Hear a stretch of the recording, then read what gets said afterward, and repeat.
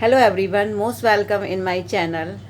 Today we will discuss about the chapter 1 of 10th class chemical reactions and equations. Okay तो आज हम chemical reaction पर discuss करेंगे। जैसा कि आप जानते हैं आपका जो 10th क्लास का फर्स्ट चैप्टर है केमिकल रिएक्शन। तो सबसे पहले जो हमें समझना चाहिए इस चैप्टर में तो वो है केमिकल रिएक्शन। ठीक है, केमिकल रिएक्शन को समझने से पहले हमें कुछ वर्ड पता होने चाहिए और वो वर्ड है केमिकल। ठीक है, अब क्या है केमिकल और क्या है रिएक्शन? देखिए, जैसे कि आप डेली यूज़ में अगर हम बात करें तो जैसे आप चेहरे पर क्रीम लगाते हैं, अपने फेस पर कोई भी क्रीम लगाते हैं, ठीक है, तो आप क्या कहते हैं, आप उसको पहले चेक करते हैं कि वो आपके चेहरे पर सूट करती है या नहीं करती।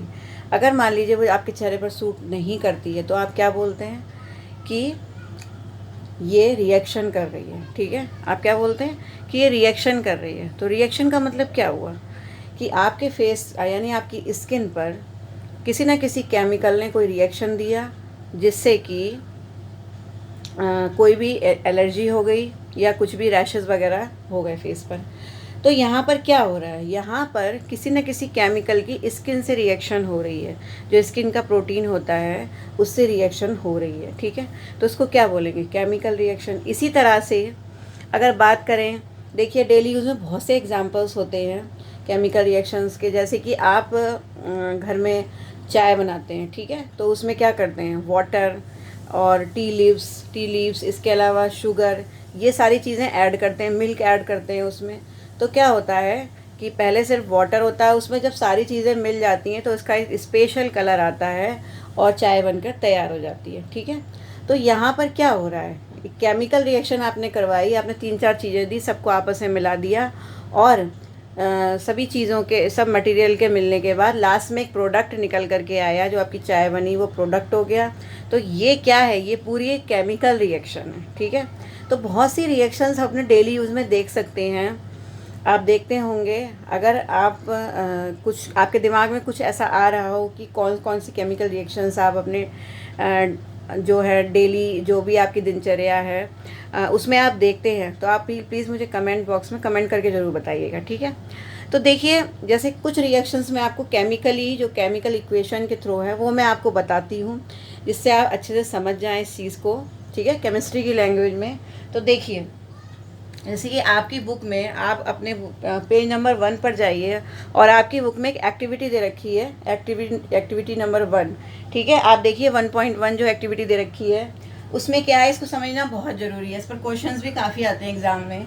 देखिए, ये जो है एक टोंग है, ठीक है, ये टोंग जो है इसमें हमने क्या है, मैग्नीशियम वायर जो है हमने कैच कर रखा है। अब ये मैग्नीशियम वायर है, तो मैग्नीशियम वायर को हमने बर्नर फ्लेम से क्या किया, इसको जलाया है। ठीक है, तो after burning the magnesium wire क्या हो रहा है, देखिए यहाँ पर इसकी ऐश आकर के गिर रही है।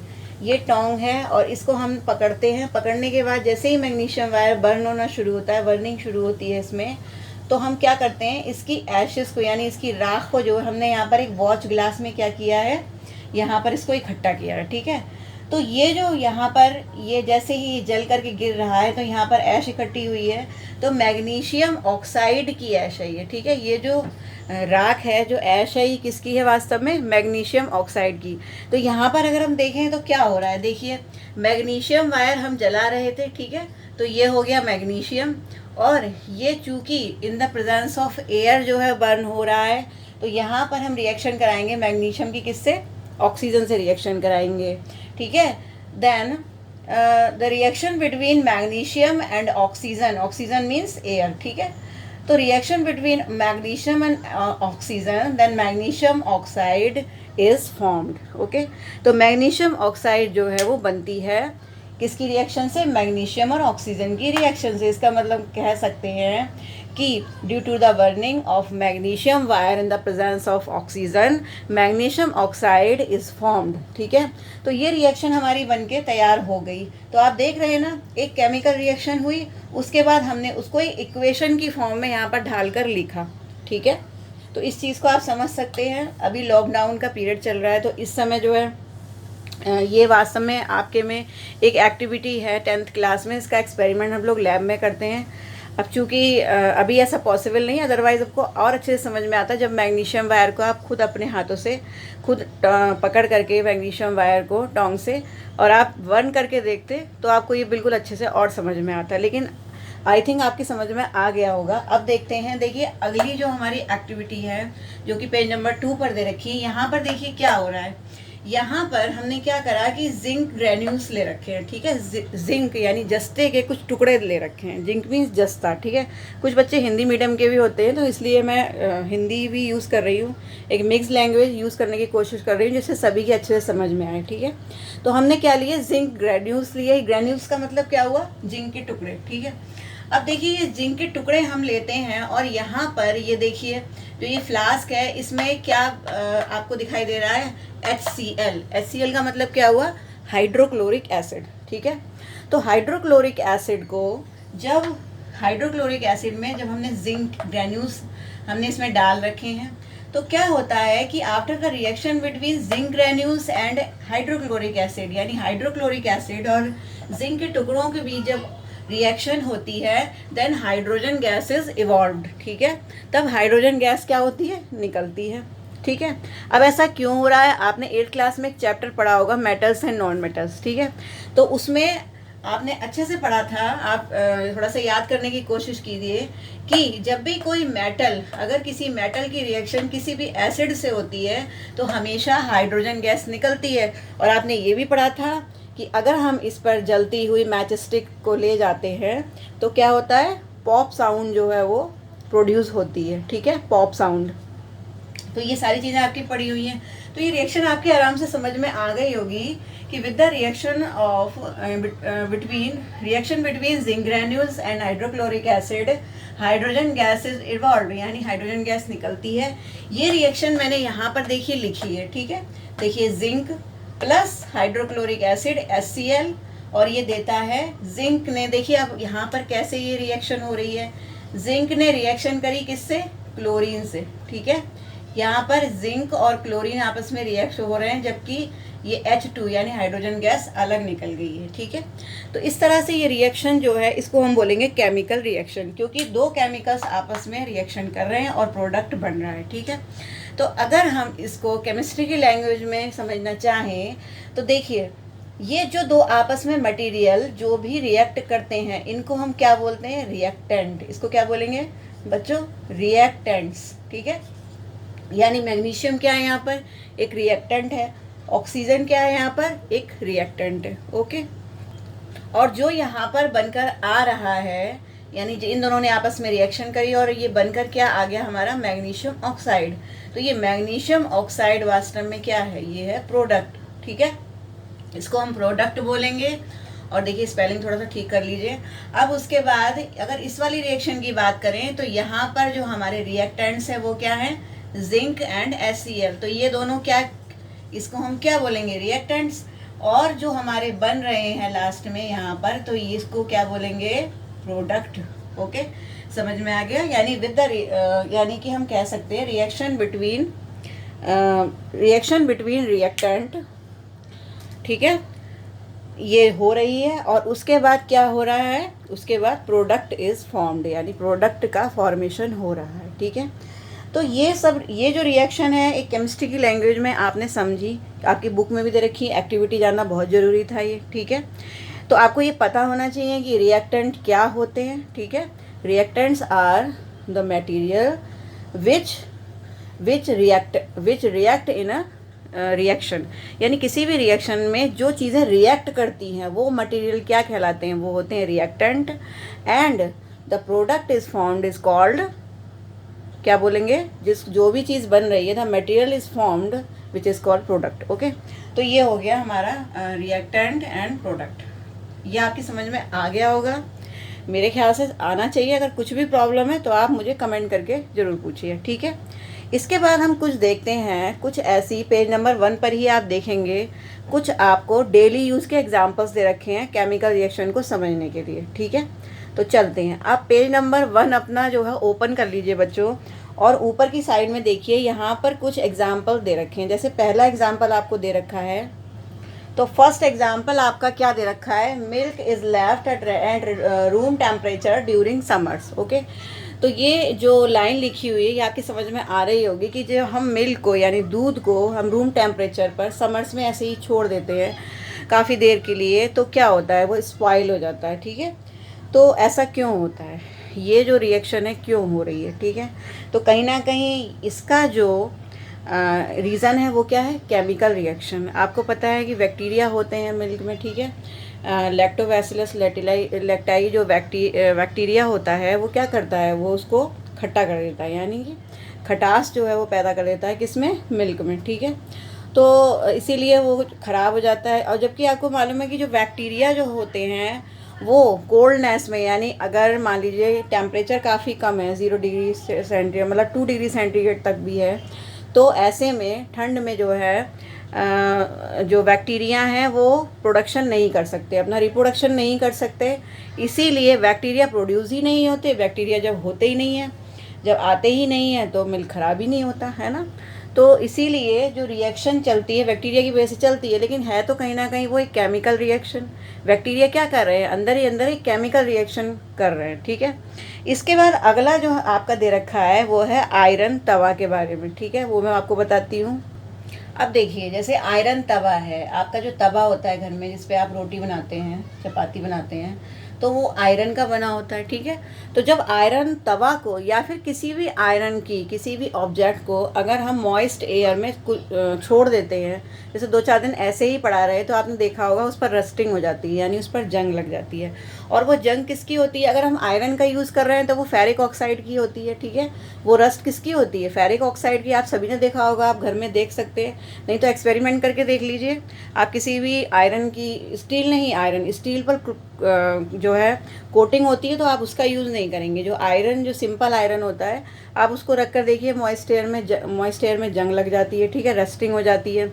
इसके अलावा जैसे आप कॉपर, आप पूजा के बर्तनों में कॉपर का जैसे लोटा वगैरह यूज़ करते हैं या जो भी बर्तन यूज़ करते हैं, तो आप क्या करेंगे, अगर आप मॉइस्ट एयर में रख दें, एक आध दिन ऐसे ही रखा रहेगा, तो क्या होगा, आप देखेंगे उस पर ब्लू कलर की रस्टिंग हो जाती है, ब्लू कलर की एक लेयर जैसी नज़र आती है।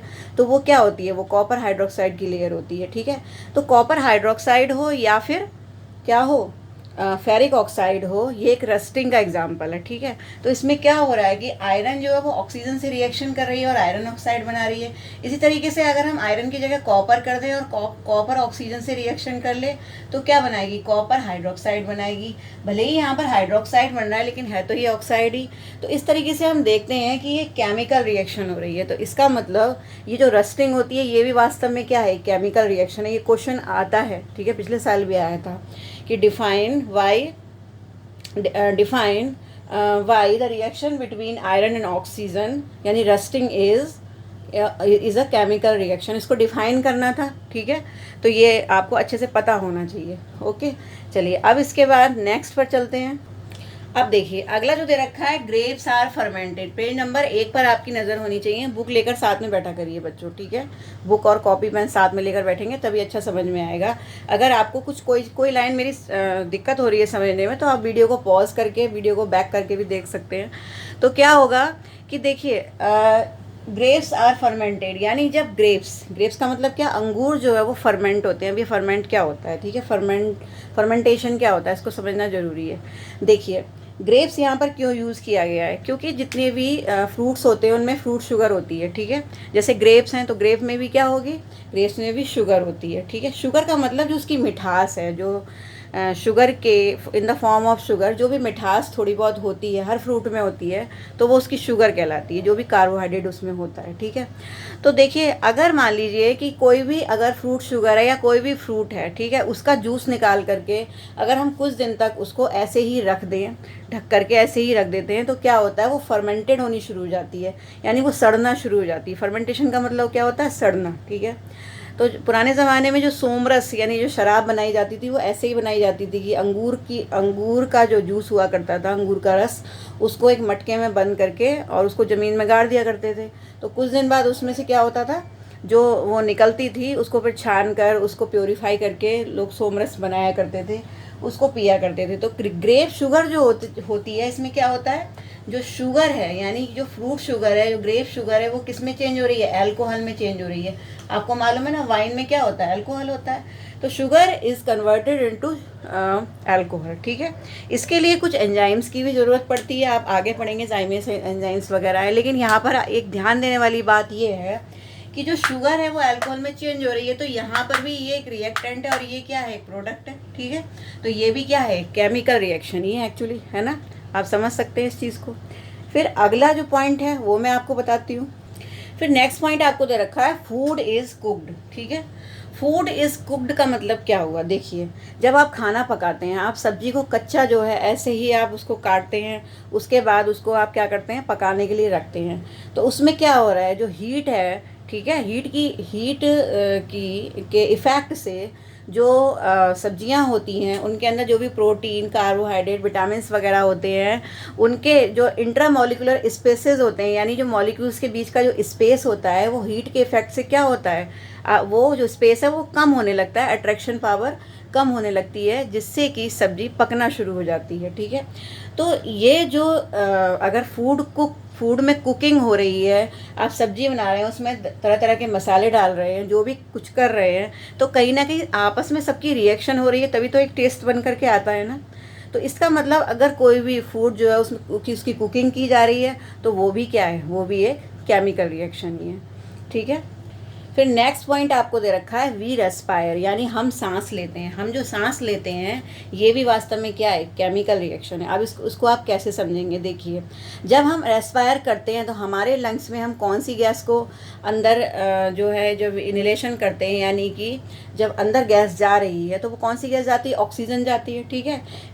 लेकिन जब वो लंग्स में जाती है तो लंग्स में क्या होता है? लंग्स में कहीं से आ रहा होता है, जो हमारी वेन्स होती है उसमें क्या होता है? डीऑक्सीजनेटेड ब्लड जो है आ रहा होता है। डीऑक्सीजनेटेड ब्लड का मतलब होता है जिसमें ऑक्सीजन ना हो, ऐसा ब्लड। और ऐसा ब्लड जिसमें ऑक्सीजन नहीं होती है वो डीऑक्सीजनेटेड या फिर इम्प्योर ब्लड कहलाता है, ठीक है। तो जब वो ब्लड से रिएक्शन करता है क्या? ऑक्सीजन, ठीक है। और ब्लड में क्या होता है? हीमोग्लोबिन होता है। तो अगर मान लीजिए कि जो हम ऑक्सीजन गैस ले रहे हैं और वो अंदर जा कर के हीमोग्लोबिन से क्या कर रही है? रिएक्शन कर रही है, तो ये जो है बनाती है ऑक्सी हीमोग्लोबिन, ठीक है। अगर ये ऑक्सी हीमोग्लोबिन नहीं बनेगा, सपोज करिए अगर हम ऑक्सीजन ना लें और ये अंदर ना जाए, तो ऑक्सी हीमोग्लोबिन नहीं बनता है। और ऑक्सी हीमोग्लोबिन अगर नहीं बनेगा तो वो पूरी बॉडी में ट्रांसपोर्ट नहीं हो पाएगा, एनर्जी बिल्कुल भी नहीं मिलेगी। तो माइटोकॉन्ड्रिया जो एनर्जी रिलीज करता है, आपने पढ़ाई है एटीपी की फॉर्म में माइटोकॉन्ड्रिया जो है द पावर हाउस कहा जाता है, ठीक है, पावर हाउस ऑफ सेल। तो एनर्जी रिलीज़ कैसे करता है? वो इसी ऑक्सी हीमोग्लोबिन की हेल्प से जो है एनर्जी रिलीज़ करता है हमारी बॉडी में, ठीक है। तो कह सकते हैं कि अब देखिए ये भी तो एक रिएक्शन है, ऑक्सीजन और हीमोग्लोबिन दोनों आपस में रिएक्टेंट है, और बन क्या रहा है लास्ट में? Oxy haemoglobin. तो ये भी एक केमिकल रिएक्शन है। तो केमिकल रिएक्शन इज एवरीवेयर, ठीक है, यानी हर जगह केमिकल रिएक्शन मिलती है हमें। केमिकल रिएक्शन कोई केवल किताब में पढ़ने की चीज़ नहीं है, कोई बुक में देखने की, बुक से याद करने की चीज़ नहीं है।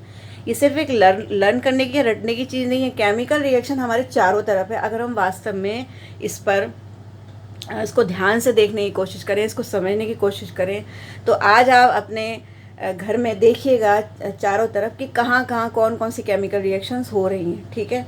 देखिएगा और इसको समझने की और कोशिश कीजिएगा, ठीक है। और मुझे बताइएगा कमेंट बॉक्स में कमेंट करके कि आपने कौन कौन सी केमिकल रिएक्शंस अपने घर में देखी, किन किन चीज़ों में केमिकल रिएक्शंस हो रही थी, ठीक है। देखिए, अगर साइंस पढ़ना है ना तो उसे रट कर नहीं पढ़ना है, हमेशा ऑब्जर्व करके पढ़ना है। जब हम ऑब्जर्वेशन करते हैं तभी जो है साइंस, वास्तव में साइंस पढ़ने का जो हमारा मोटिव होता है वो उसमें हमें तभी हम सक्सेस होते हैं उसमें, ठीक है। तो ये ज़रूरी है, हमें सक्सेस तभी मिलेगी साइंस पढ़ने में जब हम ऑब्ज़र्व करके चीज़ों को पढ़ें, ठीक है, और उसको समझने की कोशिश करें, रटे नहीं। तो केमिकल रिएक्शन के बारे में मैंने आज आपको एक जो है जनरल व्यू दिया आज क्या होती है केमिकल रिएक्शन, क्या होते हैं रिएक्टेंट्स, क्या होता है प्रोडक्ट। ठीक है, तो अब जो है मैं कल आपको, जैसे मान लीजिए मैंने अभी एक जिंक वाली मैग्नीशियम ऑक्साइड वाली जो अभी रिएक्शन लिखी थी, जिंक की रिएक्शन लिखी थी, आपने देखा होगा मैंने जो है इस तरह से लिखा था इसमें 2HCl। ठीक है, तो आपके दिमाग में ये जरूर आ रहा होगा कि मैंने हाइड्रोक्लोरिक एसिड के आगे 2 क्यों लगाया। ठीक है, तो ये वास्तव में जो ये वाला प्रोसेस होता है, तो this process is called balancing of equation. तो कल मैं आपको बताऊंगी कि इक्वेशंस को बैलेंस कैसे करते हैं। ठीक है, इक्वेशंस को बैलेंस करना अगर आपको आ गया तो समझ लीजिए केमिस्ट्री का आपको बेस जो है वो क्लियर हो गया। एक आपको 1 से लेकर 20 तक जो है सारे एटॉमिक नंबर बिल्कुल अच्छे से लर्न होने चाहिए, कम से कम 20 तक तो होने चाहिए, जो मैंने आपको ऑलरेडी करा चुकी हूँ मैं आपको 9th क्लास में। इसके अलावा ट्रिक से आप लर्न कर लीजिए, पुरानी कॉपी खोलिए और उसमें देखिए। ठीक है, और इसके अलावा जो आपका ये जो है बैलेंसिंग ऑफ इक्वेशन, ये आपको आना चाहिए। अगर ये चीज़ आपको आ गई तो डेफिनेटली आपके लिए केमिस्ट्री बहुत ईजी हो जाएगी। ठीक है, तो इस चैप्टर को अच्छे से पढ़ लीजिए, जो 2-3 पेज मैंने अभी कराए हैं उसको अच्छे से ध्यान से पढ़िए घर में बुक से, और जो समझ में ना आए उसको कमेंट बॉक्स में कमेंट करके मुझसे पूछिए। अगर चैनल सब्सक्राइब नहीं कर रखा है तो ज़रूर कर लीजिए, क्योंकि सब्सक्राइब करेंगे तभी आपके पास नोटिफिकेशन पहुंचेगा, और वीडियो को लाइक ज़रूर कर दीजिएगा। अगर डिसलाइक करना है तो वो भी कर सकते हैं, लेकिन ये ज़रूर बताइएगा कि क्या चीज़ आपको बुरी लगी। मतलब मुझे भी इम्प्रूवमेंट करना चाहिए। अगर आपको कोई भी चीज़ ऐसी लग रही है कि जिसमें इम्प्रूवमेंट की आवश्यकता है तो मैं कर सकूं। ठीक है, और इसके अलावा जो भी चीज़ें आपको समझ में नहीं आ रही हैं कमेंट करके ज़रूर बताइएगा। ठीक है, तो पढ़ते रहिए और इसी तरह से हंसते मुस्कुराते रहिए। अभी लॉकडाउन का सीज़न है तो घर में रहिए और सुरक्षित रहिए, और इसी तरह से अपनी पढ़ाई करते रहिए। आगे बोर्ड का एग्ज़ाम है तो अभी से हमें स्टार्टिंग करनी होगी, तो आप ज़रूर सफल होंगे और इसी तरह से लगे रहेंगे। तो इन्हीं शुभकामनाओं के साथ फिर मिलती हूँ नेक्स्ट वीडियो में। नमस्कार।